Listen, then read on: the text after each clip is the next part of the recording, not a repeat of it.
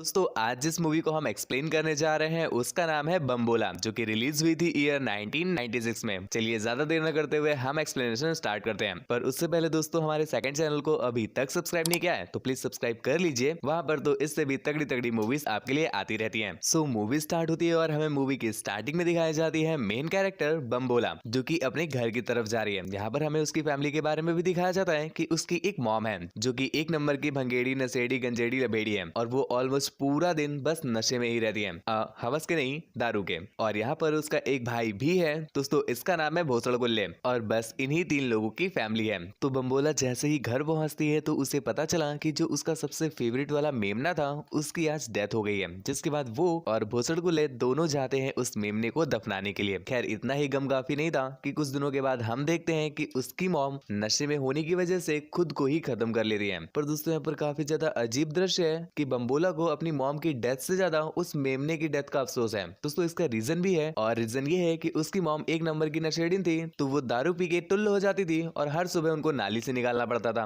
और ऐसे करके वो कई सारी प्रॉब्लम्स क्रिएट करती थी, जिस वजह से वो अपनी मॉम से बहुत ज्यादा परेशान भी हो गई थी। इसी चलते एक दिन हम देखते हैं कि जब बम्बोला की सूजी पड़ी थी तो वो बेचारी बहुत दुखी होकर के अपने भाई से कहती है कि मैं इस सिटी को छोड़कर जाना चाहती हूँ। जिस पर उसका भाई उसे संभालता है और उसे भरोसा दिलाते हुए कहता है कि तुम टेंशन मत लो, हम लोग यहीं पर रह करके एक अच्छा सा बिजनेस सेटअप करेंगे और जल्दी ही मूव ऑन कर जाएंगे। और अपने बिजनेस को सेटअप करने के लिए यहाँ पर अपना भोसड़ कुल्ले मदद लेता है बेजान दारू वाले का। और यहीं पर उसने अपनी बहन अर्थात बम्बोला से भी उसे मिलाया। बम्बोला का बम देख करके उसका मन डोला। जिसके बाद हम देखते हैं पता नहीं कैसे परंतु उसकी पैंट टाइट हो जाती है और यहाँ पर वो डिसाइड कर लेता है कि वो इनके साथ ही बिजनेस करेगा। और बिजनेस करते हैं ये लोग एक रेस्टोरेंट का। रोड के किनारे खोलो तो ढाबा, समुद्र के किनारे खोलो तो रेस्टोरेंट, तुम करो तो कूल हम करे तो फूल। खैर फिलहाल तो उन दोनों ने मिल करके सिर्फ ढाबा ही खोला है, बाकी का वो आगे खोलेंगे। इसी बीच हम देखते हैं कि जो अपना बेजान दारू वाला है वो धीरे धीरे करके अपनी बम्बोला के प्रेम में फिसल जाता है। प्रेम नहीं उसे हवस कहेंगे बाबू। इसी चलते ये सभी लोग एक दिन एक वाटर पार्क में जाते हैं। यहाँ पर अपना बेजान दारू वाला भी उसके साथ में आया है और भैया जी इसका पूरा फोकस एंजॉय करने में नहीं बम्बोला के बम पर है। इसी बीच हम देखते हैं कि बम्बोला एंजॉय करते करते एक लौंडे बब्बन गोटे के पास आ जाती है। यहाँ पर वो लोग काफी एंजॉय करते हैं, थोड़ा बहुत टच्चम टच्ची भी करते हैं और दूर खड़ा अपना बेजान दारू वाला ये देख करके बिल्कुल बेजान हो जाता है। खैर स्टार्टिंग में तो भैया जी अत्यधिक प्रयास करते हैं खुद पर कंट्रोल करने का, परंतु नहीं हो पाता है ना। आपने सपने देखे हो खाने के और कोई और मजे ले रहा है दबाने के, तो ठीक ऐसा ही होता है अपने बेजान दारू वाला के साथ। वो कुछ देर के बाद बहुत ज्यादा गुस्से में आ जाते हैं और वो बब्बन गोटे को पेलने लगते हैं, जिस वजह से उनके बीच एक घमासान फाइट हो जाती है। और इस बीच अनफॉर्चुनेटली बब्बन गोटे उठा के बेजान दारू वाला को दूर फेंक देता है। तुम भी ये सोच रहे होगे ना कि बब्बन गोटे ने बेजान दारू वाला को उठाया कैसे होगा। खैर हो गया सो हो गया। प्रॉब्लम ये है कि अपना जो बेजान दारू वाला है उसका सर टकरा जाता है, जिस वजह से उसकी डेथ हो गई। खैर अब कांड किया है तो गाल भी देना पड़ेगा। जिसके बाद गोटे को हो गई जेल। तो यहाँ पर जब भैया जी सजा काट रहे थे तो अपनी बम्बोला अपने भाई भोसड़ कुल्ले के साथ उससे मिलने के लिए आती है। और दोस्तों यहाँ पर हमें समझ आता है कि उस दिन वाटर पार्क में जो अपनी बम्बोला है वो कहीं ना कहीं बब्बन गोटे को पसंद करने लगी थी, इसीलिए वो यहाँ पर आई है। खैर वो लोग अपनी कुछ बातें कर ही रहे थे कि इसी बीच हम देखते हैं एक हवसी कैदी को जो उनकी बातों में बार बार इंटरप्ट कर रहा था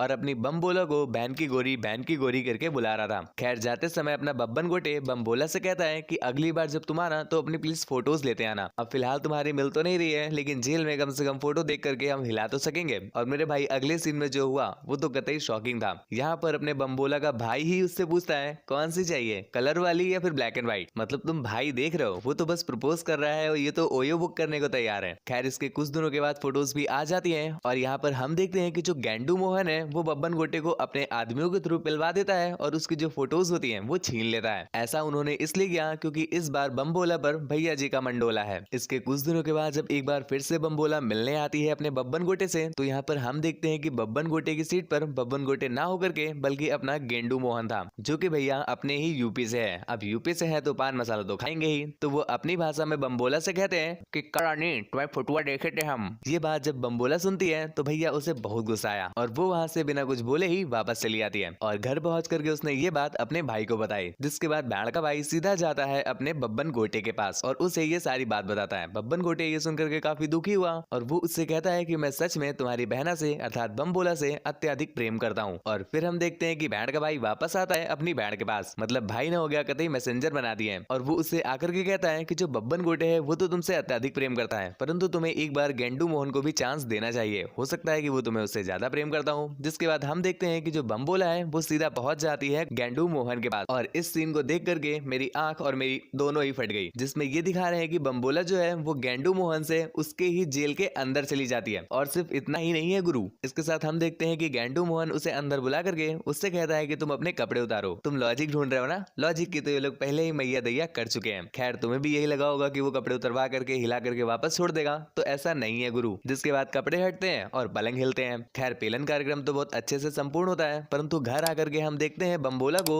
जो बेचारी अब टेस्ट को लेकर के बड़ी कंफ्यूज हो गई है। उसे अब गेंडू मोहन के आगे बब्बन गोटे का टेस्ट फीका लग रहा है, जिस वजह से वो डिसाइड करती है कि आगे का कार्यक्रम वो गंडू मोहन के साथ ही करेगी। खैर इसी बीच कुछ दिन होते हैं और यहाँ पर बम्बोला को पता चला कि उसका पेट भटूरा बनने वाला है, जिससे उसकी थोड़ी थोड़ी सी फटती है और वो सीधा जाती है गेंडू मोहन के पास उसे उसके कांडों के बारे में बताने के लिए। परंतु यहाँ पर जब वो गेंडू मोहन के पास पहुंची तो वो इस बात को मानता ही नहीं, बल्कि वो उसे ही ब्लेम करने लगता है कि तुम्हें पहले से ही सिक्योरिटी लेके आनी चाहिए थी, तुमने तो बस खोला पेला चाटा पूछा और चलती बनी, इसमें मेरी क्या गलती। परंतु यहाँ पर बम्बोला नहीं मानती और वो उससे बार बार रिक्वेस्ट करने लगती है, जिसके बाद अपने गेंडू मोहन ने उसे ये रैप सुनाया, जरा आप भी सुनिएगा। तुझे बिठा के रखा था मैंने रानी टांगों पे, तूने मारे झटके समझी खत्म हो जाऊंगा 2 राउंडों पे, तो ऐसा ना तू सोच ले छोरी, ज्ञान मत बता मुझे बहन की गोरी, एल तू पहले गुब्बारा न पहनाई, बिना गुब्बारे तूने बजा दी सनाई, तो छर्री छर्रम साइड में हो जा, ढूंढ ले इसका पापा दूजा, नल्ला हो से मुट्ठल व बिचारी, उसके संग जाओ तुम कन्याकुमारी, जा कर ले तू उससे शादी, फिर शुरू तेरी बर्बादी, पहनाएगी तू चॉकलेट और स्ट्रॉबेरी, फिर होगा कार्यक्रम और निचुड़ेगी रसबेरी, बन के रह जाएगी तू उसकी हाउस बीवी, मिलेगा ऐसा नल्ला जिसको होगा शीघ्र पतन और टीवी, शीघ्र पतन से तू बहुत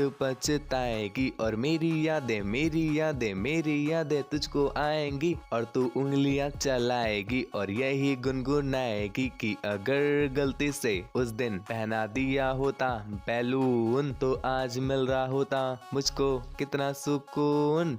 रैप के माध्यम से वो बस इतना बताना चाहता था कि ये जो है ये बस तुम्हारे अकेले की मेहनत है, मेरा इसमें कोई भी योगदान नहीं है, तो इसे बस तुम ही संभालो। और जिसके बाद वो उसके साथ वहीं पर फोर्सफुली पेलन कार्यक्रम करता है, जिसके कुछ दिनों के बाद हम देखते हैं कि जो अपना गेंडू मोहन है उसकी बेल हो गई है और वो जेल से छूट करके सीधा आता है बम्बोला के पास। यहाँ पर वो उसके ही रेस्टोरेंट में रहने लगता है और उसके साथ घंटा भी अच्छा बिहेव नहीं करता। वो उसे बात बात पर मारता रहता है, डांटता रहता है और उसकी ना इच्छा हो तो भी उसके साथ पेलन कार्यक्रम करता है। इतना ही काफी नहीं है कि उसका जब कभी बाहर भी मन होता है तो वो खुले में ही उसके साथ पेलन कार्यक्रम करना स्टार्ट कर देता है। दोस्तों यहाँ पर हम बम्बोला को देखते हैं, उसे ये सब चीजें पसंद तो नहीं आती, परंतु यहाँ पर वो अपने बाबू को निराश नहीं करना चाहती थी, जिस वजह से वो बाबू की हर बात मानती है। खैर वो तो बम्बोला का बाबू था तो वो उसे झेल लेती है, लेकिन वो भूषण कुल्ले का बाबू थोड़ी ना है, तो वो उसे क्यों झेले। जिसके बाद वो अपनी बहन से कहता है कि हमें इस आदमी को उठा के घर से बाहर फेंक देना चाहिए, क्योंकि मुझे ये घंटा पसंद नहीं और ये बात बात पर अपनी मर्जी चलाता रहता है। लेकिन मैंने बताया ना, बाबू सर्वप्रथम। जिस पर बम्बोला उसे कहती है कि यार थोड़ा सा एडजस्ट कर लो, आखिर तुम्हारे जीजू ही तो हैं। खैर ऐसे करते करते जिंदगी किसी तरह कट ही रही थी कि एक दिन हम देखते हैं कि उसके रेस्टोरेंट में कई सारे लोग आए हुए थे, जिनमें से एक बंदा बम्बोला के साथ डांस करने के लिए उसे फोर्स करता है और दूर खड़ा अपना गेंडू मोहन उसे देख लेता है, जिस पर गेंडू मोहन की हो गई लाल और वो पूरे रेस्टोरेंट को बंद करवा देते हैं और गरियाते हैं वो अलग। जिसके बाद वो बम्बोला को भी थोड़ा बहुत पीटते हैं और फिर दौड़ पड़ते हैं भूषण पप्पू की लेने के लिए। यहाँ पर भूषण पप्पू उनसे बचने के लिए एक नाव में छुप जाता है। भैया जी तो ऑलरेडी देख चुके थे तो वो उस नाव को ही जला देते हैं। जिसके बाद भैया जी इतना हैवी काम किए हैं तो थक जाते हैं और वो सो जाते हैं। अगले दिन हम देख पा रहे हैं कि जो बम्बोला है वो किसी तरह से उसके रूम से बाहर निकल आती है और वहां से भाग ही रही थी कि भैया जी की नींद खुल गई और वो भी उसे पकड़ने के लिए पीछे पीछे भागते हैं। खैर बम्बोला कोशिश तो बहुत अच्छी करती है परंतु ज्यादा दूर तक भाग नहीं पाती और भैया जी उसे पकड़ लेते हैं। जिसके बाद आप गेस करो गुस्से में वो क्या करेंगे। आप सोच रहे होगे मारेंगे, पीटेंगे, वापस बंद कर देंगे या थपड़िया देंगे या गरिया देंगे, परंतु ऐसा कुछ भी नहीं होता बेड़ू। भैया जी को गुस्सा आया तो वो वहीं पर पेलन कार्यक्रम करना स्टार्ट कर देते हैं। अब तुम पूछ रहे होगे लॉजिक, तो मेरे भाई लॉजिक की तो पहले ही इन लोगों ने मैया दैया कर दी है। खैर इस बार वो विचार तो करते हैं परंतु अंजाम नहीं दे पाते, क्योंकि दूसरी तरफ से अपना भूषण पप्पू उन्हें शूट करके निपटा देता है। अब तुम बोल रहे होगे कि भूषण पप्पू वापस कैसे आ गया,